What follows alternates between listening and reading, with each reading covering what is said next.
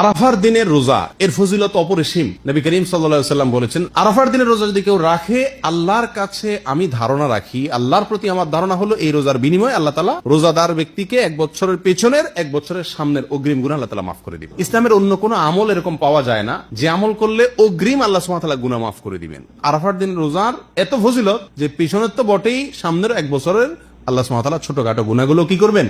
মাফ করে দিবেন। অতএব আরাফার দিনের রোজা আমাদের সকলের রাখা উচিত। কিন্তু এই রোজা রাখতে গিয়ে একটা বিভ্রান্তির মুখোমুখি আমরা হই, একটা প্রশ্নের মুখোমুখি আমরা হই। সেটা হলো যে আমরা আরাফাতের দিনের রোজাটা বাংলাদেশে মানুষেরা কোন দিনে রাখবো? আমরা কি 9 তারিখে রাখবো নাকি 8 তারিখে রাখবো? কারণ হাজী সাহেবরা আরাফাতে যেদিন অবস্থান করেন সেদিন আমাদের দেশে 8 তারিখ হয়, চাঁদের কি থাকে? 8 তারিখ থাকে। তো আমরা কি হাজী সাহেবরা আরাফাতের মাধ্যমে অবস্থান করছেন সেদিকে তাকায় 8 তারিখেই রাখবো, নাকি হাজী সাহেবরা সৌদি আরবে যেহেতু 9 তারিখে আরাফাতের ময়দানে অবস্থান করছেন, অতএব ওই 9 দিকে তাকে আমরা 9 তারিখে রাখবো? এটা নিয়ে একটা ধোঁয়াশা, একটা প্রশ্ন আমাদের ভেতরে কমবেশ আছে। এই প্রশ্নের উত্তরে আমরা কি করব সে কারণে এক্ষেত্রে আমি সংক্ষেপে বলতে চাই, এক্ষেত্রে ওলামায়ে কেরামের দুটি মত আছে এবং দুইটা মতই গবেষণামূলক। এর কোনোটাই কোনো হাদিস থেকে স্পষ্টভাবে সমর্থিত না, বরং উভয় মতই যার যার বুঝ এবং গবেষণা লব্ধ।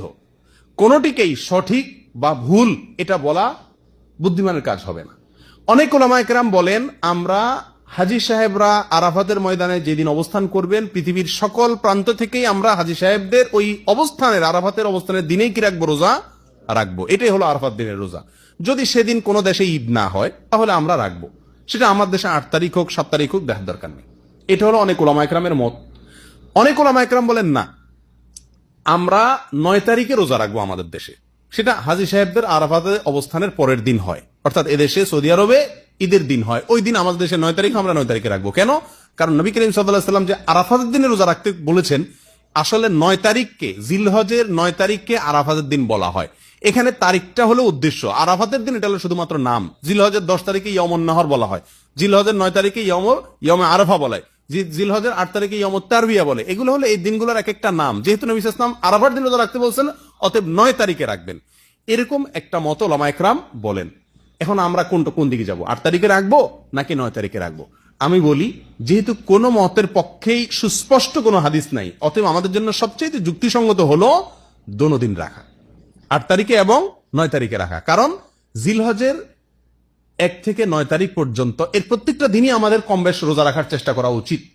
নবী সাল্লাল্লাহু আলাইহি ওয়াসাল্লাম বলেছেন, মা মিন আইয়ামিন আল আমালুস সালিহু ফীহিন্না আহাব ইলাল্লাহ মিন হাযিহিল আইয়াম। জিলহজের 10 দিনের চাইতে অন্য কোন দিনে আমল আল্লাহ তাআলার কাছে বেশি প্রিয় না।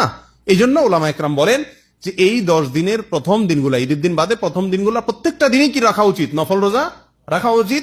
তবে বিশেষভাবে হাদিসে নির্দেশ হলো কিসে? আরাফাতের দিন রাখার জন্য। অতএব আমরা যদি 8-9, আমাদের দেশের লোকেরা 8-9 উভয় দিন আমরা রোজা রাখি জিলহজের, তাহলে সেক্ষেত্রে সন্দেহাতীত ভাবে আরাফাতের দিনের রোজা রাখা আমার হয়ে যাবে। অতএব এই 8-9 উভয় দিন রাখাই আমাদের জন্য সবচেয়ে উত্তম এবং বেস্ট। আল্লাহ তাআলা আমাদেরকে আমলের তৌফিক দান করুন।